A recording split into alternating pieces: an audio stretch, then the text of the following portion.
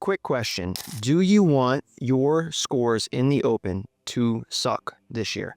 I didn't think so. This is going to be the official WOD Nutrition Open Guide for you, step by step, so that you can fuel properly, recover properly, and be the best athlete you can be to showcase your performance in the open this year. Now, before we get started, several of you that watch these videos are not subscribed to the channel. So as we try to grow our YouTube and keep coming out with free advice, trainings, methodologies around nutrition for you guys to lose body fat, build muscle, and crush your WODs, please subscribe to the channel below.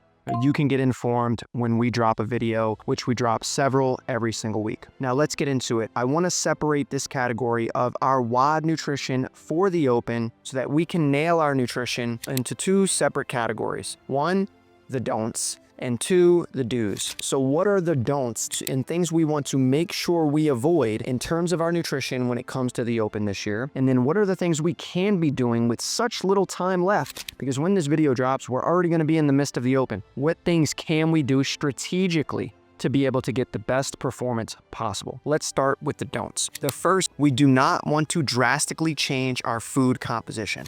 What do I mean by this? I mean, we don't want to change the foods that we are eating leading up to the open. As an example, some of us may be eating several animal products right now. Red meat, fish, whey protein, eggs, and we think it might be a good idea to switch to a plant-based diet. Wrong. Do not switch your food composition or diet plan that you're following leading into the open. We don't want to make these drastic changes leading into the open or in the middle of the open. I can almost guarantee you the physiological changes your body's going to go through to get more accustomed to this new nutritional regime that you're following is not going to benefit you. It is only going to hurt you. So please avoid drastically changing from eating 5 meals a day to intermittent fasting or going from plant-based to animal-based or vice versa. Don't make any drastic changes in your nutrition. Number 2 is supplements.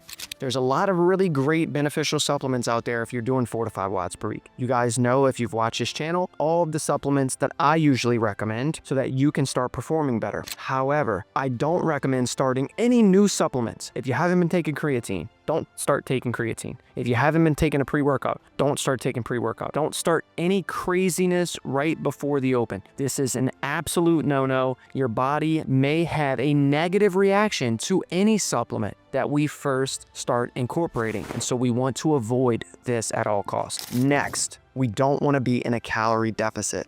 A calorie deficit is where we are consuming less calories than we are burning. The open is a test of fitness.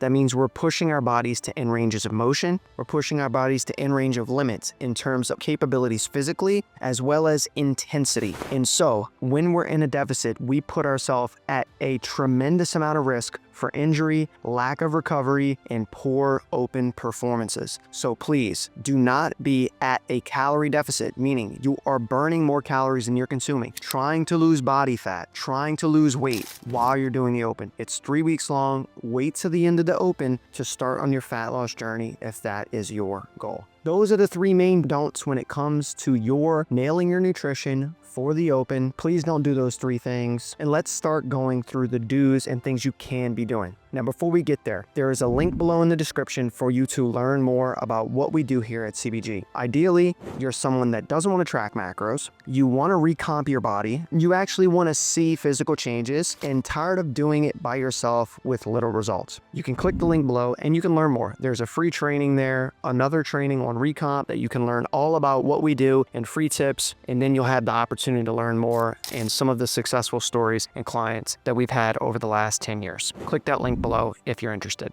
Now, let's go through the do's. Now, preparing for the open with your nutrition starts way in advance to when the actual open is. So a lot of us do it Friday night, Saturday, or Sunday. Some people do repeats on Monday. So keep that in consideration when it comes to my next tips. And wait till the end, because I'm going to give a very strategic tip that me and my coaches have been providing to clients and athletes that are at the games level that you can utilize yourself. Do number 1 is carb loading.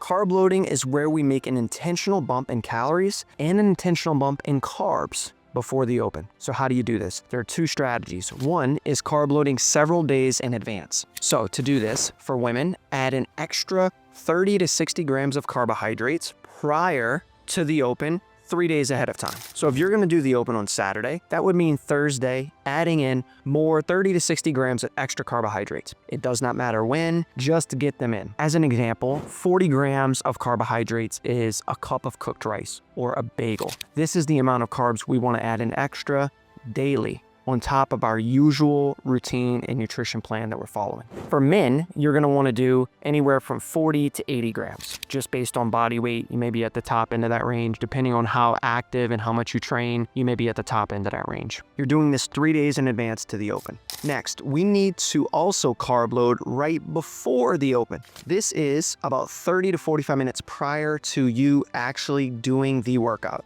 I recommend very, very high glycemic, quick digesting carbohydrates. Pop-Tarts, Uncrustables, Gatorade, dextrose powder, or any carb powder. If you want to go a little cleaner, you can use dates or something like that. But you want to make sure you're incorporating these carbohydrates almost right before. It's going to top off glycogen replenishment to get carbs to your working muscle tissue, and it's going to significantly help you push harder in the workout. The next do is on the recovery side. So what happens after we do the workout? As you guessed it, carbs are still the primary fuel source for us doing our WODs and are also going to help benefit recovery-wise. But we're going to couple them with protein. So you're going to take 20 to 30 grams of protein. Most people like to do this via a protein shake, a whey protein powder. You're going to do double the amount in carbs. So if you're doing 20 to 30 grams of protein, 40 to 60 carbs, and you're going to drink this right after your workout. This is going to get the recovery process started quickly. We need to get the recovery process started because, number one, we may be doing a redo, and number two, we have other training and things coming up even if we don't plan to do a redo and we have the next 25.2 the following week. So you need to make sure you're recovering as optimally and as quickly as possible. The combination of quick, fast-acting protein and carbs together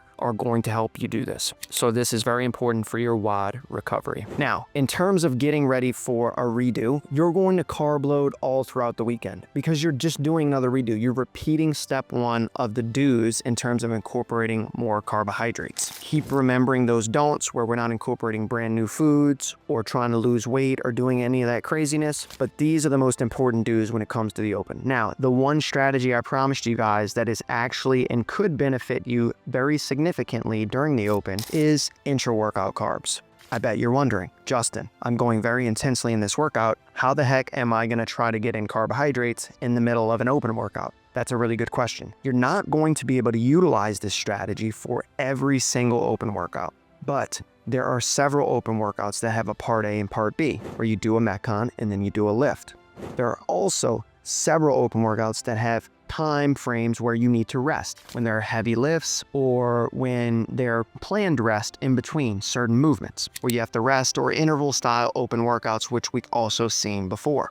So this is where you incorporate very easy liquid carbohydrates, your body getting the signal that boom, food is coming. Calories and energy are coming, is going to help you push harder and push further into the open workout so you can get a better score. This strategy, we've been utilizing it for a couple of years. It is tried and tested and works great. Keep this in mind if you're trying to crush the open this year. Now, if you're someone that has been doing all of the things that I mentioned in terms of trying to improve performance and trying to recover, trying to feel better for your workouts, but nothing's changing. There are higher level principles, dietary interventions, and nutritional protocols we have in our program that we'd love to teach you. If you click that link below, you're going to learn a lot more about our team, a lot more about our coaches, and a lot more about the success stories and clients to help people lose body fat, build muscle, and crush your WODs. If you have any other questions, you can hit me up on Instagram, watch the next video here on YouTube, and I hope to see you guys on the next one. Peace out. Let's crush the open in 2025.